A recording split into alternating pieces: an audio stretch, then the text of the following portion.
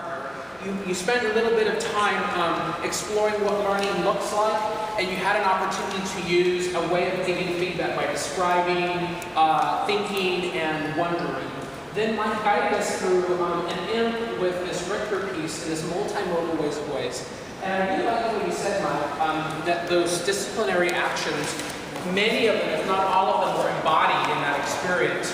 Then you went out and did something which very few of us ever do as teachers, as a team, explore the space and think about what you like to bring your youngsters to interact with and learn from. And right now we just unpacked the different ways that actions of disciplines look like and what they look like across the school or across disciplines. Now you have an opportunity to begin coming in more tightly and spend the last 45 minutes essentially planning what you are going to be prototyping. Think about this as a prototype. You are developing a prototype for bringing your youngsters as a school, but also as an individual teacher in November. The way that Mike and I thought about supporting you through this particular process during our last part of our day is to pair up with that person who was your thinking partner, that person with whom you developed that shared question memory. Remember that? What we'd like for you to do first is talk to each other and address that shared question. Just say, so let's read our question that we came up with. How was it addressed? How was it answered? And if not, how might it be answered when we come the next time? So you're going to do that very briefly in a bit. Then you have two handouts here. One of them it's an empathy map here. And when you and your partner are together, use that question that you came up with, and you're going to take turns. So Jamie is my partner. I'm going to talk to, if she's listening to me, she's going to use this handout to document things she hears me saying. What is Ralph saying?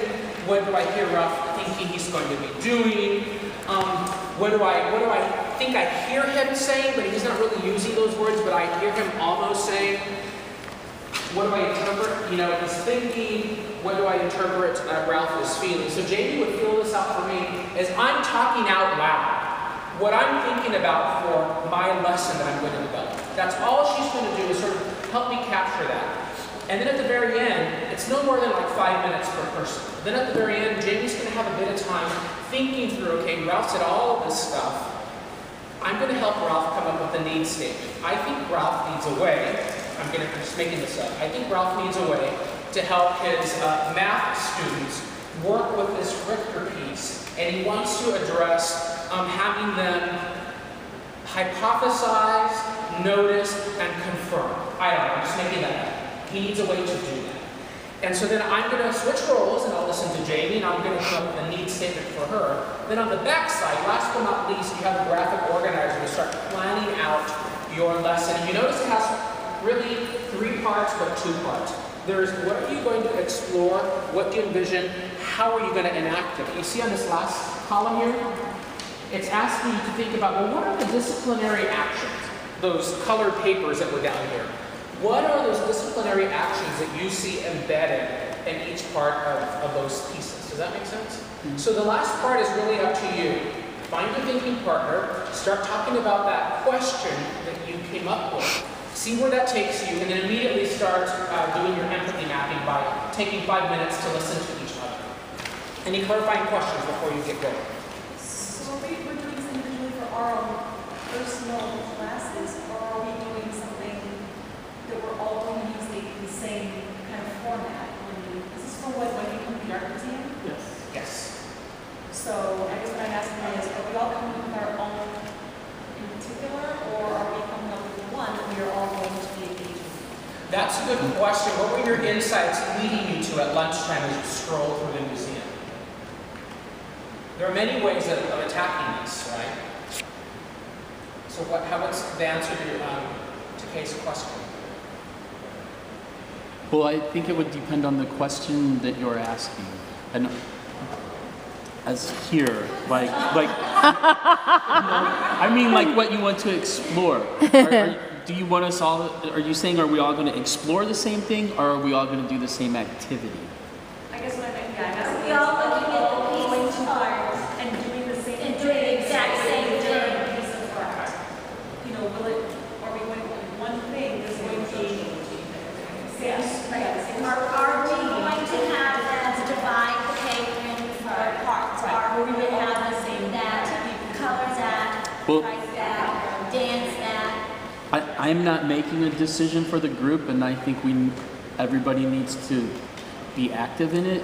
But what if, as a possibility, that we pick one part of what we did, and we're all going to commit to that, and then the rest can be fluid in whatever we want it to be. Like say, okay, we're going to have 3 parts, but we all know that we want to move through the piece, or we all know that at the end we want to write a response to the piece, or you know what, maybe if we not, I mean, we could certainly do the same thing, that would be okay. And I'm not saying we have to, I want to know. My recommendation is this, and you're lucky because you're actually coming in a month. So what I mean by that is you're lucky is you have 4 weeks. Right. And I know school is really busy, but nevertheless you have 4 weeks. What I recommend that you do is you spend a bit of time listening to what's going on in your mind for this empathy map, process, and you're going to help each other really iron out what a need statement is, and then begin preliminarily. When I say preliminarily, think about this as a plan book, and you're writing it in pencil. You're preliminarily brainstorming some possibilities. The real thinking is going to start happening when you get back to school. And at some point, you and all of you together, when you get back to school, you're going to get a sense of where everybody is, and you're going to have to ask yourself, how do we do this in a doable way so we don't A, kill ourselves, but B, so our kids can actually have something really, really meaningful when they come here. So I want you to fight that urge to answer that right now, here and then, but just go through the process of listening to each other and then brainstorming a possibility for a lesson plan. What about, like, I know we're busy with preparing for conference on 31st, that happened, but do you think maybe we could get together and maybe talk a little bit more after we kind of digest? I'm a Tuesday morning quarterback sometimes. I need to think about it a little bit more and process it by myself first before I go and spit stuff out. So I don't know about you guys, is that a possibility? I know we're being ready. I know this conversation we're getting for conferences on Tuesday, Wednesday. I don't know if that's a possibility. Maybe they take an hour and get back together and talk. I'll give you 30 minutes to 15. I'm serious. No, that's, and no, and we should respect that. I mean, No, that, I'm just thinking. Or at some point to get back together, as opposed Right. to deciding right now. Right. I think we definitely, And I think that's a good, I think that afternoon is probably a good afternoon. I don't want to give up us. That last day of conferences where we have open sessions. Oh, yeah. That's true too.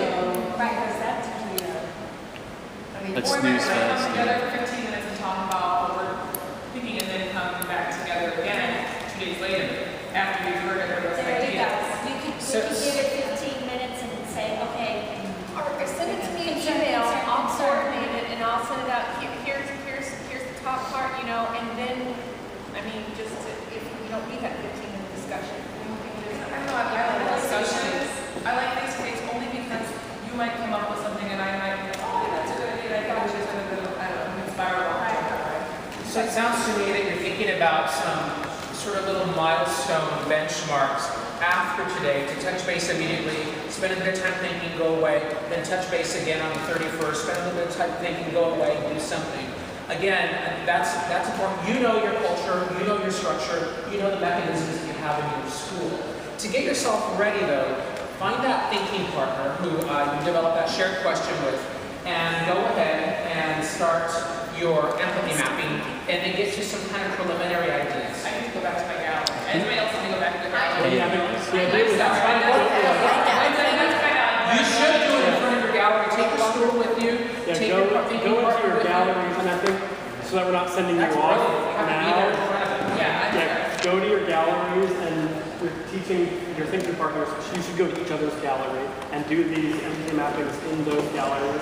And let's take tiny bit less than 30 minutes, and then about 3:20, which is about 27 minutes from now, Let's meet in gallery 216 downstairs, which is where there are these, Beckman, there are these really sort of... The big one off the Big main. gallery, yeah. It's taller than this, but the same size as this on the second level. So 216, we're closer to the door, so we don't have to take too much time to go back. Okay.